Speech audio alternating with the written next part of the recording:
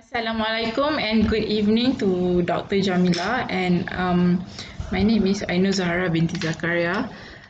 For the assignments, I'll be talking about the leadership style for the leaders of 21st century. So first of all, leadership in 21st century, I think it's far different. The style is far different from the era before. But why is that? Why there should be a difference there? Well, I think that because the people who are being led, which is us actually, we are the people who are progressive. By progressive, I mean we, in a sense that we questions more and we value relationship more, and we actually care for our growth in profession because we feel that apart from the paycheck that we are getting month to month, these things are actually matters to us. And with progressive people like us, come with progressive leaders that should be born or trained. And for me, there are many leadership theories that we can relate to today's leadership style. But for the focus of this talk, we have to consider how contingency leadership can actually be applied to leadership style by the leaders in this 21st century. So why contingency leadership is somewhat more suitable to be applied in this century? So for me, the answer is simple. It is the nature of adaptability of it. And for me, it's hard to discuss. It's hard to discuss 21st century leadership without talking about the versatility. So under this contingency theory, situational leadership would suggest that leadership style of a leader is actually a reflection of the personality and the behavior. So thus, it can be deducted that leaders do not actually change their leadership style, but they actually change their strategy according to the situation.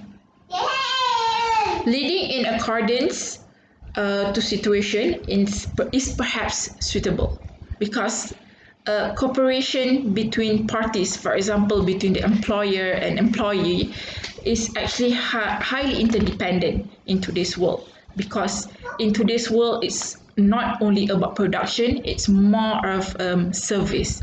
So today, leading is not only simply managing the needs. Leader for today, they need to look deeper than that, and a leader must actually analyze other elements that would suit to them or to the task given.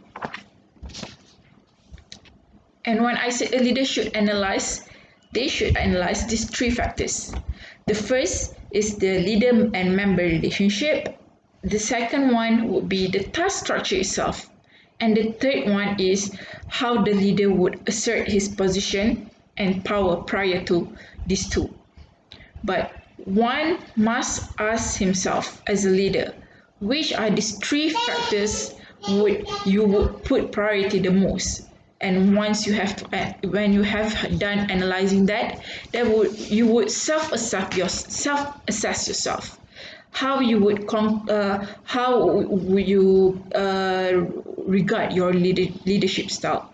And for this, we have two of it, which are task style or participative style. As mentioned previously, a leader does not change his leadership style. He simply changes his strategy in accordance to situation. One must consider that if he is more autocratic or participative. At this age, people would favor a leader who are more participative than autocratic. Again, considering at this time, relationship between followers and leaders play important role in harmonizing the team, being a team player, one must say. So, I would like to focus on being participative. That participative actually permits more followers' involvement in decision and the direction where is it going. So it is understandable that most cases it's hard for leaders to actually accept that sometimes followers also actually have better solution than you. better way to come up with. And alas, if you are thinking that participative would be beneficial and would be progressive for you as your leadership style, then as a leader that you have to let go of the ego. Because effective leadership today demands the leader to let go of the biggest elephant in the room. And by the biggest elephant in the room, I mean the ego. So if you are a person, if the leader is a person of egoistic, perhaps the leader might achieve the end result by being autocratic at all. But the followers might not be able to express opinion, or even worse, they are not able to express ideas. So if the leader would achieve the end result and even they don't really put priority on gaining respect, that might be the last thing that they worry.